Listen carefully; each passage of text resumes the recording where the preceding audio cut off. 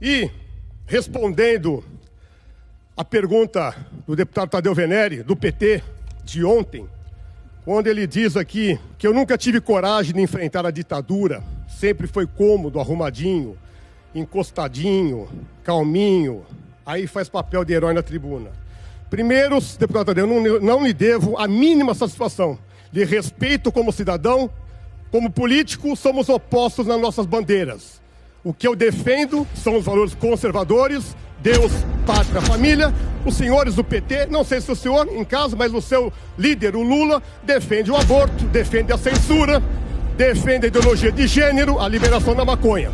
Então somos bem diferentes nos pensamentos. Eu nunca enfrentei a ditadura, porque nunca houve ditadura sem enfrentada no Brasil. Houve aqui um regime militar. Para quem é sério e consciente, sabe muito bem que não houve ditadura em nosso país. Me admira o G1 da Globo dizer que houve ditadura, sendo que o fundador da Rede Globo, seu Roberto Marinho, ele apoiou os militares a assumir o poder.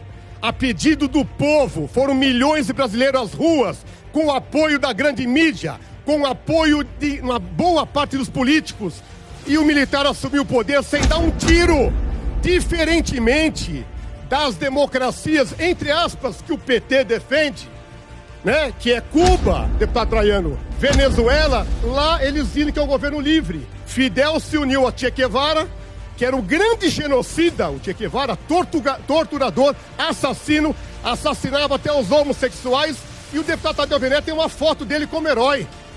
Esses são os seus heróis. Che Guevara, Marighella. Os meus heróis não fumavam maconha e não foram presos.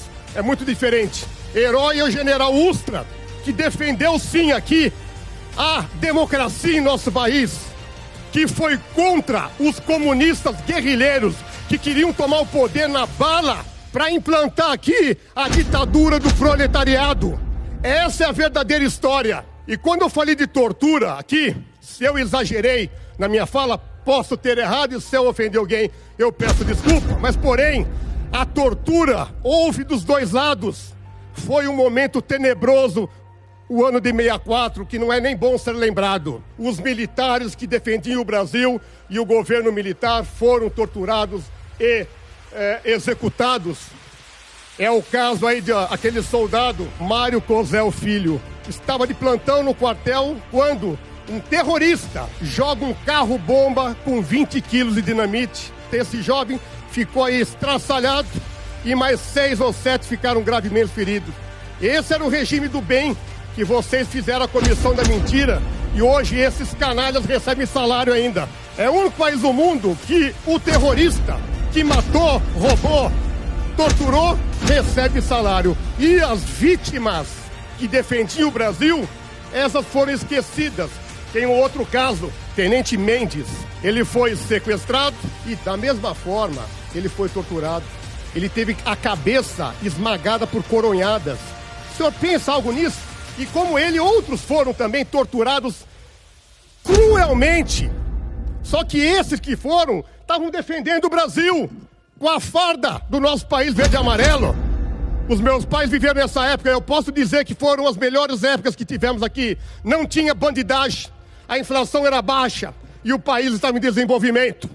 Essa é a verdade do regime militar. Houve erros, houve exageros? Houve. E aonde que não houve? E no governo PT não houve. Ficaram 13 anos saqueando o nosso Brasil.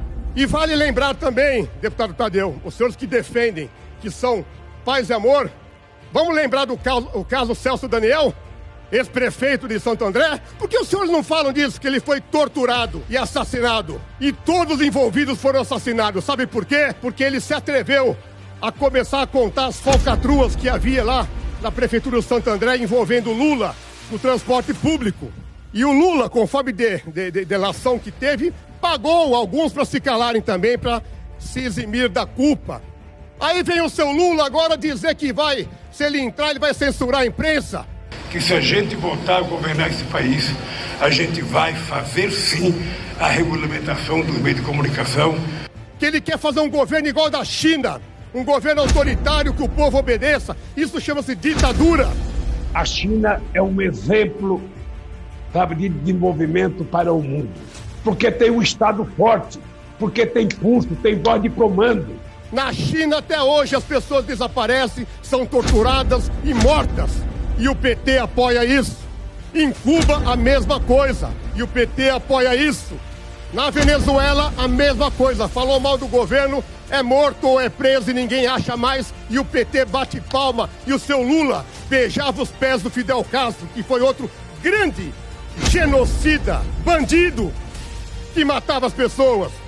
A trajetória da esquerda é maligna, é assassina, é cruel. O comunismo matou mais de 100 milhões de pessoas no mundo. E essa turma ainda bate no peito defendendo o comunismo.